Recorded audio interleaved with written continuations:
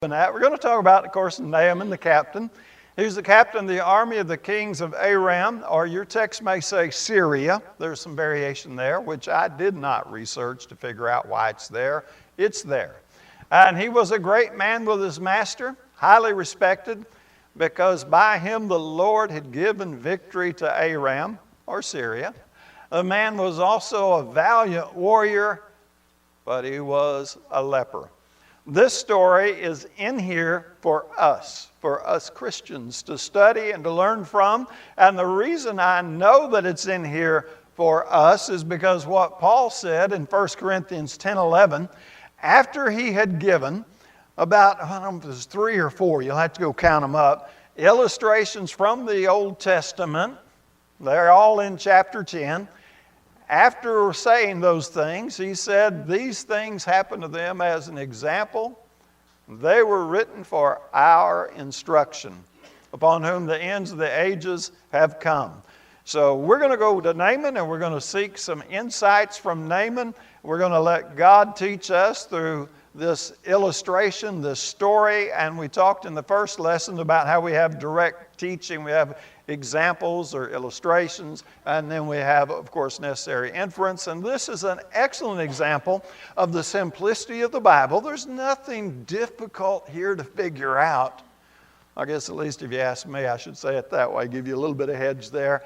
And there's just so much directly stated, and the story is great because when he gives us a story or an example, a parable, it draws us in. It causes us to ponder more. And I don't know what pictures you're going to put in your head, but as we go through the story and we talk about the different aspects of that story, I know you're going to see something in your head probably. And I don't know if Cecil B. DeMille ever did a movie about this guy. I don't think so. But some of you will see that kind of imagery in your head because that's what we grew up with. So we know that God is the Lord of Lords and Kings of Kings. And this is in that text. Now this is a little more inferred in this text. So this may be an example of an inference. Naaman serves Syria. Now, in the New American Standard it's called Aram. But he is that king and that captain. He's high up in the civil service there. And he leads Syria to victory over Assyria. So we're talking about a battle that's happening outside of Israel at the time. But here's where I want you to get it. God gave the victory through Naaman. Now go back and look at verse 1 if you need to. It directly tells you that the Lord gave them victory through Naaman. He is the Lord of Lords. He is King of Kings. He is over it all. He's in control of everything. Now, I would point out a little aside, when God is giving Syria the victory through Naaman, do you think the Assyrians who were being defeated felt like God was in control? Say no. You know, they looked at the situation and said, well, where's God? Well, why isn't He helping us? Because they were on the losing side, right? But we know God is in control and He's doing what He wants to do, how He wants, in His own time. We don't always understand it. I get that. It's not our job to understand. Now, you ladies may be better at that than us guys, but us guys like to analyze some things and figure them out and why they work the way they work. And we get hung up on trying to figure out why God did what He did the way He did, when He did, with who He did. And none of that's really our business. Our business is to fear God and keep His commandments.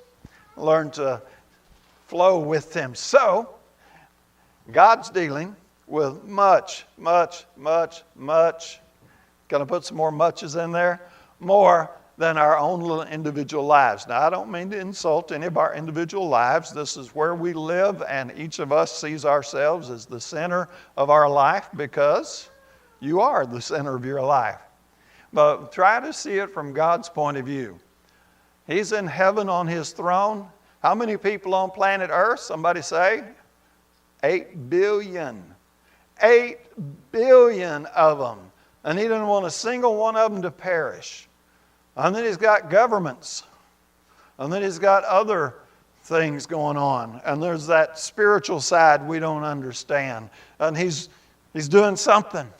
I can't tell you what all he's doing, but I know he's wanting to work out our salvation if we'll cooperate with him.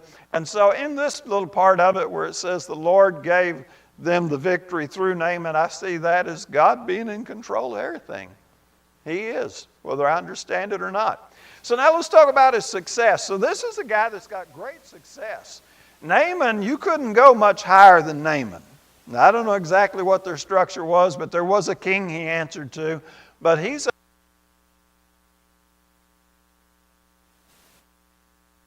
not the answer to all his life's desires, urges, and problems. Now, I want to go a little different direction for a moment and quote Jim Carrey. Jim Carrey, you think of as a comedian, and he was. But he's got a serious side. And I like this quote, and I've mentioned it before. And let me point out, Jim Carrey's estimated worth is $180 million. This guy ain't worried about the rent. He's not worried about the price of gas or the price of an electric vehicle, whichever way he goes there. He's not worried about paying the rent. He's sitting pretty comfortable, right? $180 million, I think I can live on that. But he says this profound statement, I think everybody should get rich and famous and do everything they ever dreamed of so they can see that that's not the answer. And it's not.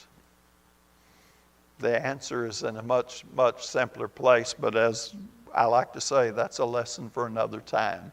My point is success is not the pinnacle you're looking for. If you get it, fine. I'm not saying it's wrong. I'm just saying you're not going to find your heart's answers there. Naaman's at the top. He's admired. He's honored. He's probably feared and envied also. And yet he's a helpless leper. And there's not a thing he can do about it. Success, money, can do some things. I like the way Anthony Robinson says it. I don't really agree with his tonality in it. He says money might not fix all of life's problems, but at least you can show up in style. Now that's kind of cute and humorous, but I'd rather not have cancer, period, than to go to my cancer treatments in a limo. I'd rather never divorce than to show up at the courthouse in my own private helicopter. You know what I'm saying? Sure, I could show up in style, but I still got the problem. I'd rather not have the problem.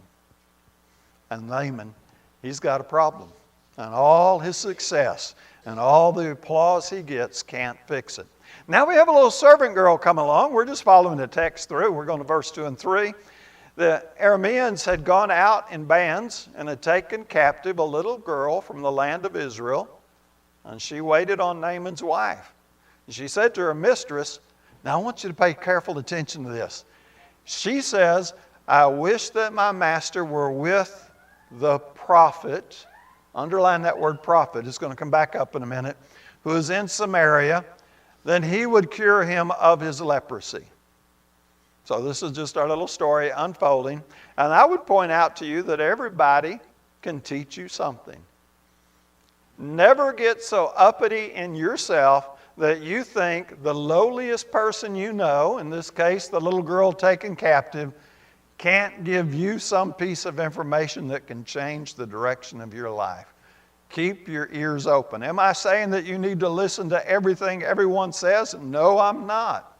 I am saying you need to be open to listen to everything everyone says, and don't just summarily dismiss somebody because of their age or their pay grade or their educational level or their whatever. And we can do so much of that, and we can cheat ourselves out of some really great blessings. Fortunately, Naaman is listening. Now, personally, when I think of it, I go, well, that's a little puzzling. But maybe he's grasping for straws now. I don't know. What prompted him to listen to a little servant girl that had been taken captive?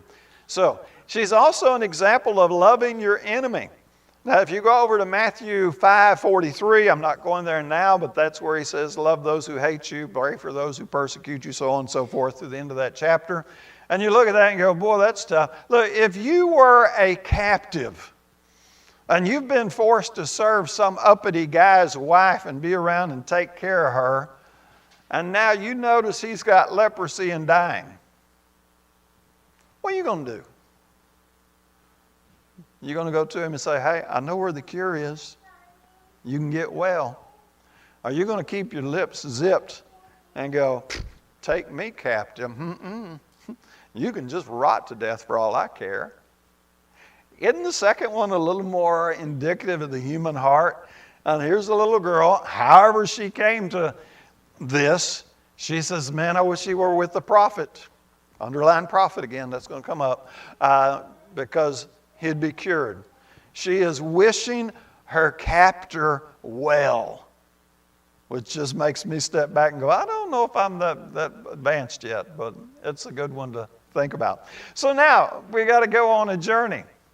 So he'd gone to the king and all that, and he brought the letter to the king of Israel saying, and now as this letter comes to you, behold, I have sent Naaman my servant to you that you may cure him of his leprosy. Now, where did he take the letter? Say to the king. Who did the little girl say, I wish the prophet he was with? The prophet. You see how one little twist of words gives him a whole new little issue to deal with? Kind of sent him not entirely down the wrong path, but it got him off course just a little bit. So he's on this journey looking for healing, and it's not delivered to him effortlessly. Now, God is going to give him the healing. God knows he's going to give him the healing.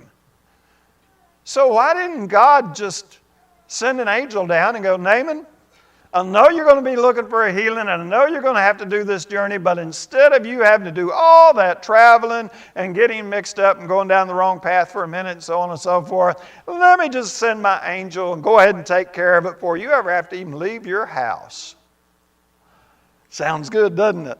Well, that's the way I want my healing. Well, that's not the way God worked, is it? The healing is not delivered effortlessly. He's got to get on his horse, and he's got to go do some traveling. And he's got to keep pursuing it till he gets to the solution he's looking for. And I don't know how long that took him. I didn't try to figure out a timetable. But he's on a journey. And you or I are on a journey also. Now, our journey is a little bit different. We're seeking to be holy as God is holy. We're seeking to draw nearer to God. And unless you're already holy as God is holy and already as close to God as you could possibly ever get in all eternity, then there's something you've got to heal. There's something you've got to deal with. It is in you. But God isn't going to send an angel out of heaven and go, hey, Clarence, here's the next step you need to take to get closer to God. I've got to go on a journey, work out my own salvation with fear and trembling, and you have to go on a journey, work out your own salvation with fear and trembling. It's a marvelous concept. So what we have today, as I'm going to whine about people a little bit in our modern time, is a lack of willingness to go look. We have people today that they're not going to work out the understanding of it. They're not going to work out the application of it.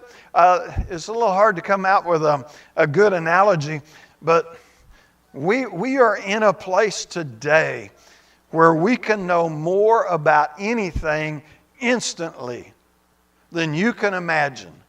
If you're curious about it, there's probably a YouTube video about it.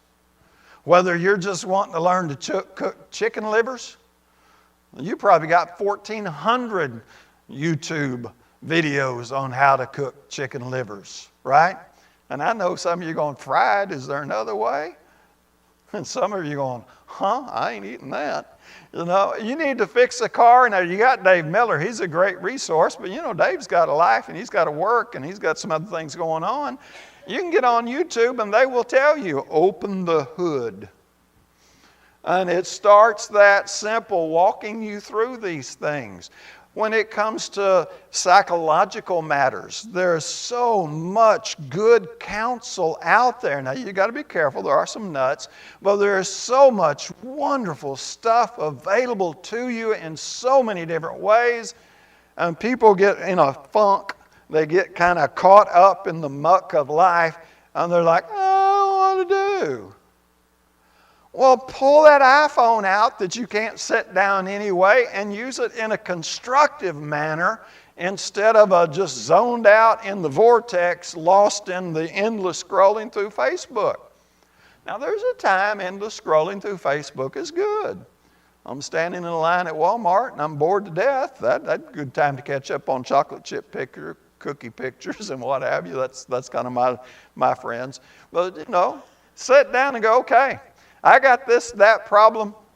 I need to work on my own spirituality. We got dozens of good preachers, our own brethren who are on the internet. And go looking. People don't want to go looking.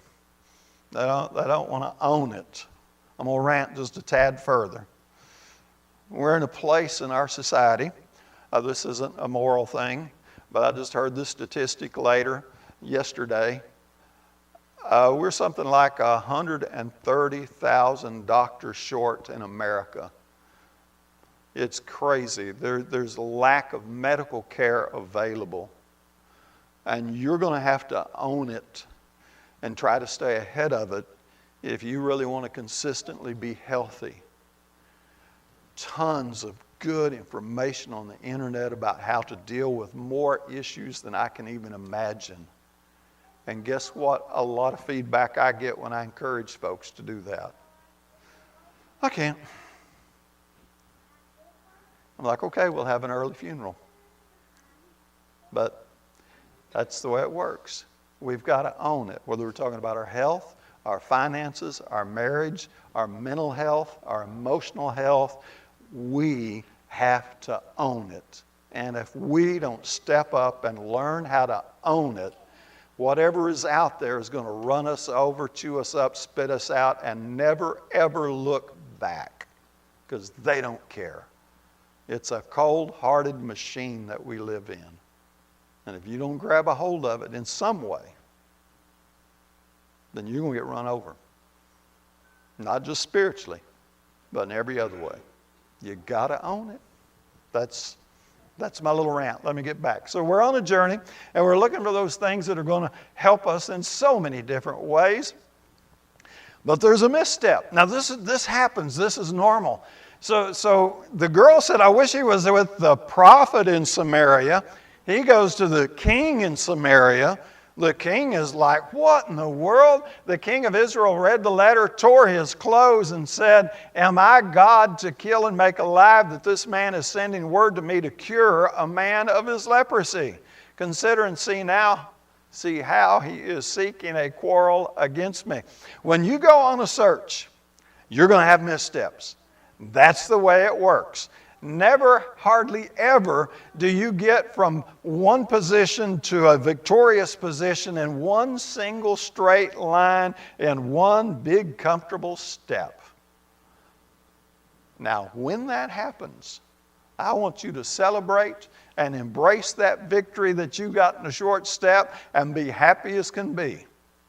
Because I know life is not going to give you most of them in that nice, easy, straight line from point A to point B without some hiccups somewhere in between at A.5 or something like that. So you're going to have unexpected twists and turns. So Naaman, man, I'm on the way to my healing. I'm going to the guy who's got it all done. And he presents the letter, and the letter is read. And the king basically says, if I may paraphrase, I can't do that. What are you doing in my court?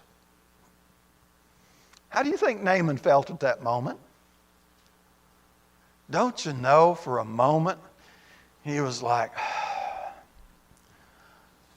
I traveled all this way.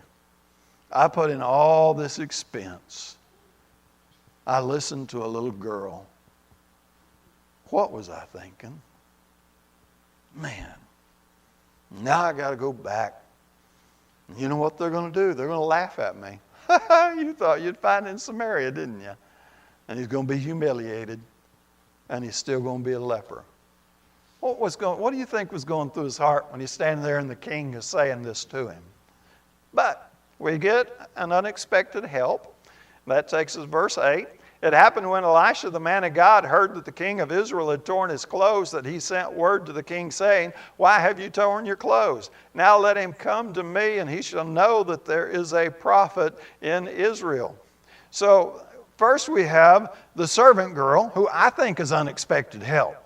I mean, she's a slave. She's been taken captive. She's been ripped out of her family, her culture, everything she knows. She's been kidnapped and now made a servant girl to the captain's wife. And she gave him a tip, a good one. And then he runs into that little bauble, and then he gets Elisha. Somehow, Elisha heard about it. And Elisha says, no problem. So the point I'm going to make here is success is never 100% solo. If you need to change a belt on your car and you go to YouTube and they find exactly your car model and show you exactly how to change that belt and you do it all by yourself, no, you didn't. You and that guy who made the YouTube video did it together. And you did it with the help of the manufacturer that made the belt. And you did it with the help of YouTube that said, hey, wouldn't it be a great idea to let people put videos on the internet of any crazy, stupid, good thing or bad thing they want to do? A lot of people helped you do it. A lot of people helped you get there. None of us stand alone. None of us are a solo act. We are all stand upon the shoulders of giants, to use a book title. We are also dependent upon so many other people, and sometimes we don't even think about who those other people are. So when you bite into whatever you're getting ready to bite in today, I'm going to bite into some pork roast if I remember right. Well, somebody had to raise that pig. And somebody had to butcher that pig. Somebody had to process it. Somebody had to package it. Somebody had to drive the truck to get it all the way to Super One where we picked it up. And they have a really good sale on those sometimes, incidentally. And somebody had to do all the diesel that went into the truck that got the truck there, so on and so forth. And somebody had to open that store that morning. And somebody had to turn the lights on. And somebody had to unload that truck. And somebody had to put it in the freezer. And somebody had to agree for minimum wage so they could stand out there at the cash register all day dealing with us crazy public people and check us out. So on. You see what I'm saying? There's nothing we can look at and go, look at me. I am 100% successful all by myself. Nobody else gets any more credit. There's always some other people that helped us along the way. And be thankful. And give them a little kudos or whatever. Then he gets his unappealing solution. So Naaman came with his horses and his chariots. Now think about this. He came with a parade almost. Came with his horses, his chariots, plural, stood at the doorway of the house of Elisha. Elisha sent a messenger to him saying, go and wash in the Jordan 7 times, and your flesh will be restored to you, and you will be clean. That is not the way he was looking for victory to come, was it? In fact, he's going to tell us what he thought in a minute, but he was not looking for some servant to come out and tell him to go jump in the river 7 times. That was not his imagination. Now, I sympathize with him because he speculated about what it would look like. When I get there and this happens, he had a picture, an anticipation. And it's okay to anticipate. It's okay to think, well, this is this, and this. Just realize that what you're thinking and your anticipation is not always the way things work out. And you don't want to miss your healing by insisting that you get the healing your way on your terms. So Nathan, he was furious. And he went away and said, behold, I thought he will surely come out to me and stand and call on the name of the Lord his God, wave his hand over the place and cure the leper. Are not the Abana and the Pharpar of the rivers of Damascus better than all the waters of Israel? Could I not wash in them and be clean? So he turned and went away in a rage. He quit. He almost missed his victory because he didn't get it the way he wanted it. He lost sight for a moment, didn't he? Have you ever done that? That all I want is, and then before you finally find what you want, you've already decided 14 other things that it's got to meet up to. All I want is to be right with God and be saved. But I want a big church, and I want an entertainment program, and they got to have a gym, and the preacher's got to meet certain standards too, and they got to let me play in the band. You see what we're doing? All I want to do is be right with God. But it has to look like this over here. No. I just want my victory. I'm talking spiritual now. And as long as these barefoot Arkansas feet go on the golden street at the end of this life, it doesn't matter what the path looked like, does it?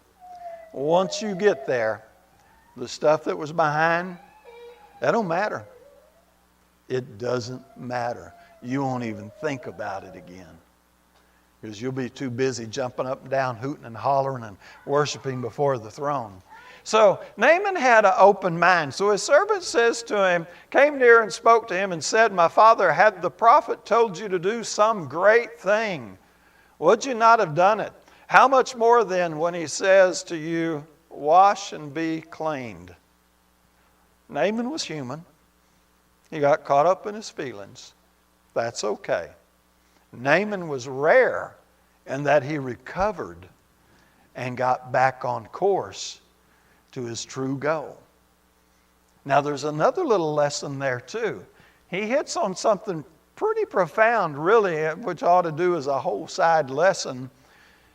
If he had told you to do something great, would you not have done it? So why not do this little bitty thing? There are a lot of people waiting to serve God when He gives them something great to do. But tell them, run by the nursing home and visit Sister so-and-so. No, that's not the service I wanted. I need something great. Now, they don't say it that way. I get it. We need men to participate in the worship service. No, I want to serve God. I want to give Him all my heart, but not that way. We need both men and women to teach classes. Well, I want to be close to God, but, well, not that way. I want to learn the Word. I want to understand the Word. People say this to preachers sometimes, I wish I knew the Bible as well as you do. Our answer is you can. All you got to do is, well, no, you don't understand, preacher. Can't you just stick this in my head? I can, but it's not going to be real comfortable. Not going to quite be the magic you're thinking it is. But I'm not good. The reading's just so hard to me. Look, it's not always going to look the way you want it. And it's always not going to be as comfortable and cushy and exciting as you want it. There's a lot of hard work. And we get up on our feelings. And we can't see that sometimes we got to do what we don't want to do. And it will not be great. It will not be phenomenal. It'll be something humbling. And in that humbling surrender is where we find our victory. So don't get all up in your feelings. Be like Naaman. Be rare. Recover. So we got his humble surrender. So he went down and dipped himself 7 times in the river in the Jordan, according to the word of the man of God, and his flesh was restored like the flesh of a little child, and he was clean. Now, isn't that a paradox? He surrendered, he gave up, he gave in. And when he gave up and gave in and did what God said to do, he got exactly what he wanted all along. He wanted his leprosy gone. But the devil almost got him. Played on his pride and his ego. And his servant stepped in, and fortunately Naaman was just smart enough to listen to that servant and get what he really wanted. He really wanted to be healed. At the core, that's all it was. So God's ways are not always our ways. Isn't that Isaiah 55, 8 and 9, which was in our daily Bible reading today, if you've already got to it. If not, I guess that was just kind of a spoiler. Sorry. You'll get to it later on. You'll see it and you go, oh, that's what he preached about. So sometimes God's got some stuff in store for us, some wonderful victories, ultimately heaven. But getting there is not always going to look the way I thought it would look. And let me tell you what, I wanted to be a lifelong minister. I never thought it'd look like it had a 30-year stint in Pine Bluff, Arkansas. You got to understand, the rest of the state looks at us a little funny, more so in times past than they do now. And yet, I'm getting my lifetime ministry. Just didn't look the way I thought it would. But that's okay, because kind of a funny thing. Stay someplace long enough, you'll fall in love with it. And Sharon and I did. So now we're going to talk about grace and works a minute, because nothing in this story directly says grace and works, does it? Word grace is not in there. Works is not directly in there. So Naaman's got an incurable disease. He doesn't deserve healing at all. I mean, that's just point blank. And his situation is totally, absolutely hopeless. And we have a parallel between Naaman's situation and us sinners. We are all sinful. We all fallen short of the glory of God, Romans 3:23. None of us deserve a healing. God never looked down at any of us and said, whoa, there's Clarence, I got to heal him. He looked down at me and said, he deserves eternal hell. That's what he saw when he looked at me. And my situation without God is totally, absolutely, 100% completely hopeless. So parallel is pretty obvious there. And then we have the song at Calvary, which is in our book. I'm just going to give you the part of the lyrics I want. Oh, the love that drew salvation's plan. Oh, the grace that brought it down to man. Oh, the mighty gulf that God did span at Calvary. Naaman's healing was God's grace. God drew Naaman's plan. Now for Naaman, that was dipped 7 times in the River Jordan. God drew that plan. God freely brought it down to Naaman. What was Naaman charged for that? Absolutely nothing. The plan was dip 7 times in the River Jordan and you'll be healed. He dipped 7 times and he was healed. So I got a little ahead of myself. Let me get up there. So he dipped it 7 times. So grace gave him the plan for free. Naaman surrendered to the plan and he won. Now I debated, should I use the word won there or gained? And it's irrelevant because we get to playing with the nuances of language too much.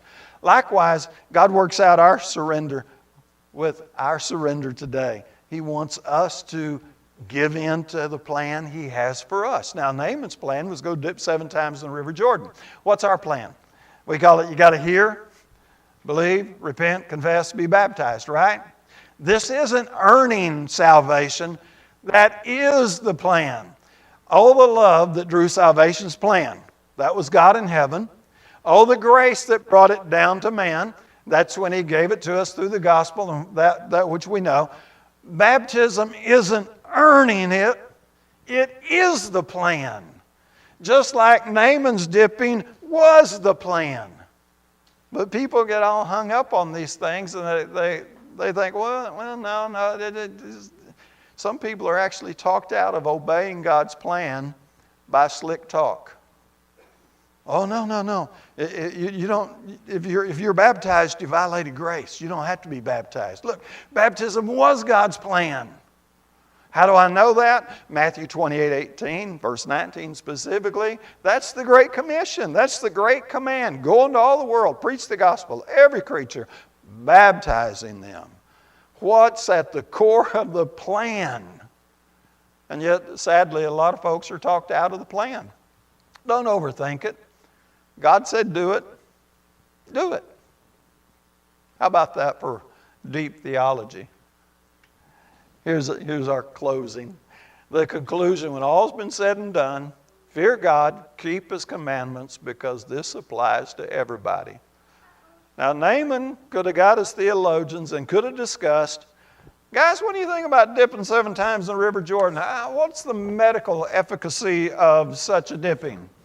How do you think this relates to this religious idea we have back home and this God and this idol?